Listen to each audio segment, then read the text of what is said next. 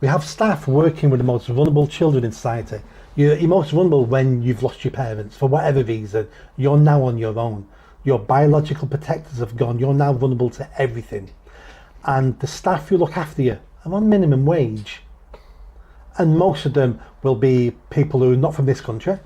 So we're importing people to work with the most vulnerable. We're giving them poor wages because we allow anyone to do that job. There's a basic police check, of course there is. But apart from that, anyone can work with the most vulnerable children in society. It's been common knowledge now for 30, 40 years in the UK, and every study has confirmed this, that if you leave an abused child with its parents, that child will do better in life than if we take that abused child away and put it in a children's home. So a child being sexually, emotionally, physically abused will do better in life if we leave that child with its parents who are abusing it, because our care system is so bad that we make sure those children come out worse in life when we take them away.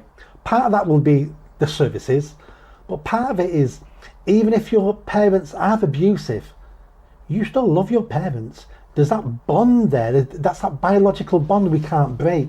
So when we rip children away from their parents, even if they're poor parents, we've already damaged that child. Hence why social services over the last 20, 30 years really don't want to take children away. Because they know it's damaging. Plus the councils know it's expensive. So the councils don't want to do it because that's going to save us a fortune now.